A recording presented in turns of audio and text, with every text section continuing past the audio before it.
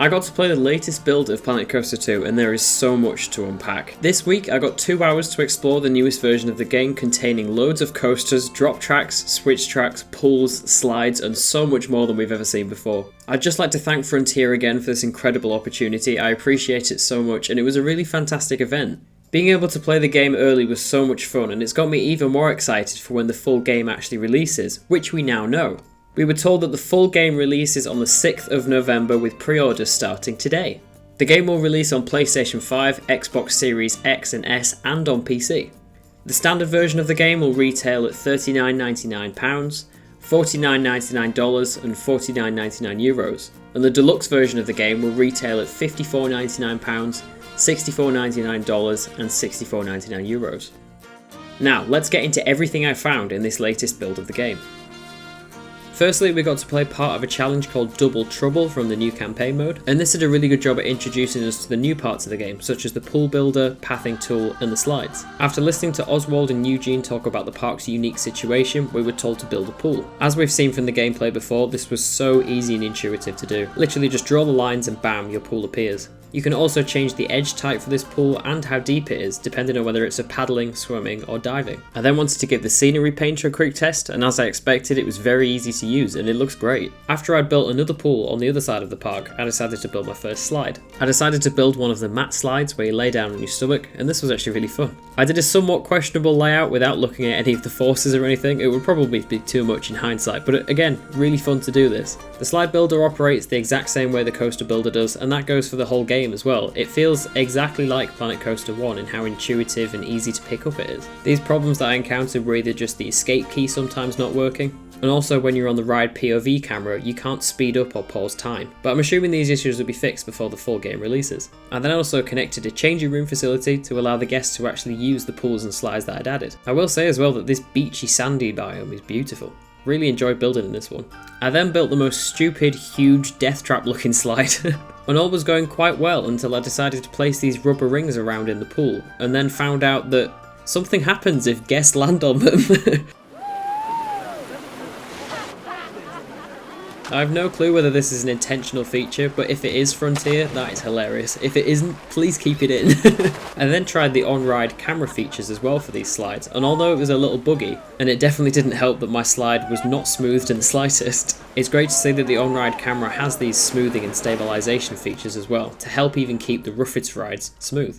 I then added a few more changing and toilet facilities to deal with the increasing crowds, and there we go. I got my park rating to above 1 on the prestige counter, and then I was allowed into the sandbox mode where the real fun could begin. I'm loving the new loading icon too. Then I loaded into one of the new biomes in the game called the Tiger biome, and in here I was met with these 3 buses which looked like they were acting as the guest spawner. Interesting to see a different take on this element of the park. Spent no time messing around when I loaded in and I went straight to the coaster builder. Now if you'd like to see a full complete list of all of the coasters, flat rides and transport rides that are in this current version of the game, I'll have a video that I've just posted listed down below in the description. There's some really exciting ones in there and some that I don't actually cover in this gameplay video, so definitely give it a watch after this. The first coaster I built is the E&F Miler Antique Water Coaster. I had a great time with this. It's a really new, interesting ride that I was excited to get my hands on. I didn't really know too much about the actual real-world model, but it was fun to have a play around with, and it's great that we've got so many new water coasters in this game as well. Next up, I wanted to check on the Junior Coaster to see if there were any different variations on the train design, because for me, the dragon design is a bit too much and can really only be used in a handful of themes, and unfortunately, this is the only kind of kids coaster we have at this current time. I do hope we get another one with the release of the full game, or we either get one that is a lot more bland so that we can customize it more. Then I thought to quickly test if there was a limit to the object scalability that you can attach onto trains. There is, but you can still do some pretty funky looking things if you want to. And also the new noise when your train cars explode is actually hilarious. Next up, I tried out the S&S Pneumatic Air Launched Coaster. This was a fun one to use, just works like any of the other accelerator coasters in the game, but will be nice to play with something different and more unique in our parks, and the Zero car has some great customizability because of how bland it is. We need to see more like this. I just wanted to say that although a lot of the coasters from Planet Coaster 1 have been ported over, which is a good thing because I didn't want to lose these coasters, it's also nice to see that they've had some extra detail added and been remastered too. Next up is the thing that excited me the most and the thing that I spent the most time on during this this gameplay session, the Intamin family coaster with drop tracks, switch tracks, tilt tracks, turntables, everything. This coaster was so cool. If you'd like a more in-depth look at this coaster type and especially how to use these new cool special elements, then I've made a specific video talking about all of these special new elements to this coaster type. Make sure to give it a watch after this if you're curious as to how these work. I wish I could have recorded the first time I placed down this drop track section. I was screaming with excitement. And I have to say the actual sound design of these new elements as well, along with the whole sound design across all of the coasters in the game, is just phenomenal. Take a listen to this lift hill and then this drop track. They sound great.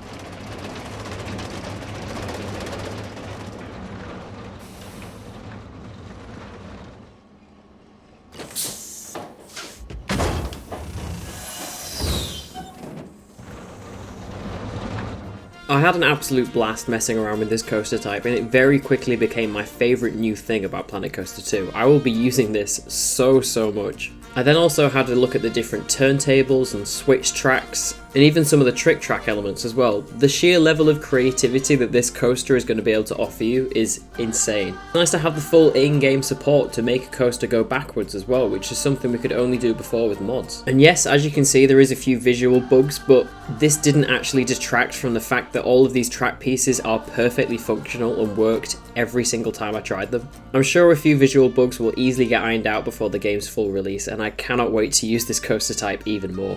Again, if you'd like a more in-depth look at these coaster elements and how to use them, the video link will be in the description for that. It was really satisfying to see that this all works so well, and this coaster is now easily my favourite coaster in the game. For the future, I really hope these elements do get ported over to newer coaster types, especially the modern Intamin coasters like the Intamin Blitz or the Max Striker coaster. Just having these different elements ported over to different rides would allow for even more creativity, which is already insane saying that now that we have all of this. You can really see how much work the developers have put into these elements as well. They're unbelievably well detailed, but also not so in your face that you can theme them as much as you want to. Next up, I got to have a go with the other type of Intamin multi-dimensional coaster we have in this game. Similar to the Uncharted coaster at Portaventura and Escape from Gringotts at Universal Orlando, this coaster offers all of the different trick track, drop track, switch track and turntable elements from the previous Intamin coaster, but with this one, very similar to as if it was a dark ride. This will either add that next level of craziness to your coaster layouts, or make it that much more interactive and great for storytelling rides. And all of the new sound design that's gone into this game definitely shouldn't be underappreciated. These coasters sound so much more realistic than they did before, and it's really great to see, especially with all of these new elements. They just sound so much more refined and just more realistic. These two coasters will be great to use, and I can't wait to see some of the creative ride layouts and narratives that everyone's going to make. Next is a coaster model that we've all been wanting for such a long time. It's a new gen Vekoma launched coaster. Thank you, Frontier. I'm sure this one will be a really popular one, but once again, the train design on this looks fantastic, but I do wish that we would also get a more plain variant that we can customize. Do you get it? Plain? But this is great to see in the game. The ride model looks so detailed, fun to have a play around with, and again has one of the nicest launch noises I've heard.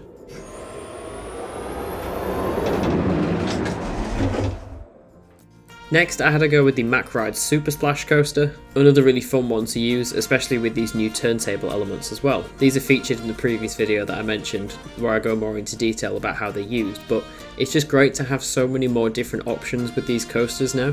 It'll allow us to be much more creative than we could be in the previous game with our coaster layouts. Well, not only that, but it's just exciting to see that the game can do this now, and the potential that this could be added to a whole host of different coasters. I then had to go with the old gen Vekoma Tilt coaster. This is so cool. Like I said with some of the other coasters, my first thought with this ride was that I would love to see it reskinned to have the modern Vekoma track, but obviously now that we've got the main mechanism in the game, I'm sure it wouldn't be that hard for them to do in the future. Like the other special track elements, this one was really fun to have an experiment around with, and I'm sure we'll be definitely seeing a lot of these pop up in people's parks. It's a really fun element, and I have to say the actual tilt track model is really nice. It's so well detailed, and you can tell the developers have put a lot of time into making this look as accurate as possible, and it sure paid off because it looks fantastic.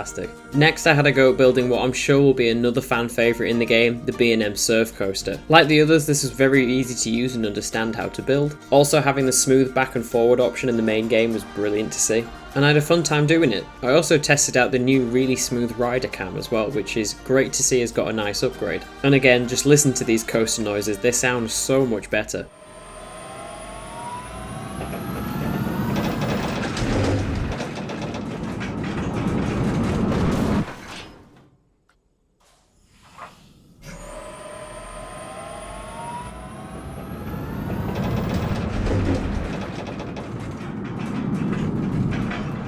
After this, I spent pretty much all the remaining time I had with the gameplay session building with the Outermax Multiverse coaster, easily my favourite coaster in the game so far. It's just so much fun being able to experiment with all of these new elements, so I thought I'd make an entire layout with this as well. It had no real inspiration behind it, I just wanted to make a coaster that shows off all of these new fun elements, and it actually turned out to be a really interesting layout. This is definitely the coaster I'll be going to first when I get my hands on the full game. I'm already planning out layouts in my head for this and themes, I really can't wait to use it. As for the performance of the game as a whole during my gameplay session, I'd say it went really well. I had heard of a few people were having problems where the game crashed a couple of times, but I personally never had this issue. My game ran perfectly the entire time, no issues for performance or anything, it just worked really well. I'm under the impression that this is still an alpha build of the game, so obviously a lot could change between now and the launch, but all in all I'm incredibly excited about this game. Now here's a POV of my first ever complete coaster in Planet Coaster 2.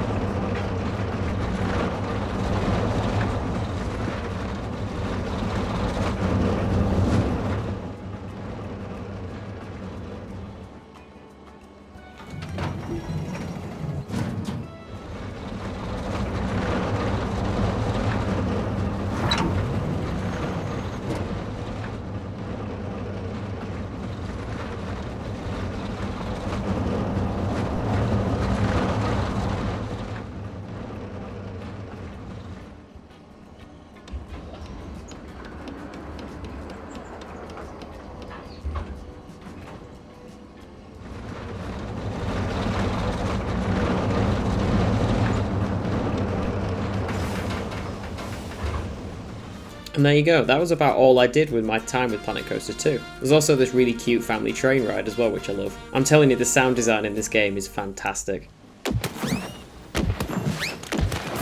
I quickly built a wooden coaster also, just to test out some of that new sound design.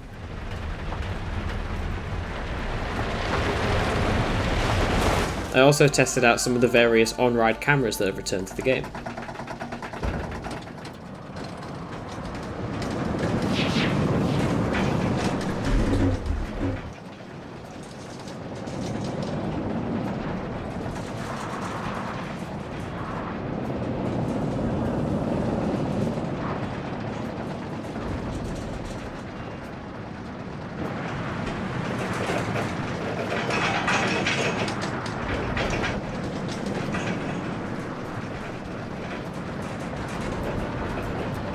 I messed around for a little bit longer with some of the different elements in the game, and it also started raining, which I don't think we had the ability to control, it just kind of happened. So weather is definitely in the game, snow, rain and sun I think, but again I don't know if there's any way of us actually being able to control this, at least not yet. I think that covers about everything with my time with Planet Coaster 2. I'd once again like to say a huge thank you to Frontier for letting me play this game. It's been so much fun and I had a great time. It's just made me even more excited for when this game releases, and the fact that it's so soon too, I really can't wait. I'll definitely be getting this game day one, so expect a lot of content from then onwards. And we'll do all sorts. We'll look at all the different aspects of the game that are new from when it launches, do coaster challenges, park series, so much, so please subscribe if you're into that. I'm doing a live stream this Saturday on YouTube, so if you've got any questions about Planet Coaster 2, come along. I'll be building a cool coaster along with answering any of the questions you might have about this upcoming game. I've also just released another 2 videos today, which are on your screen now. Definitely give those a watch if you want to learn all you can about this new game. Please drop the video a like if you enjoyed and subscribe if you like this kind of content. We're on the road to 20,000 subscribers and it would mean the world if you could help me get there. Thanks for watching, see you in the next one.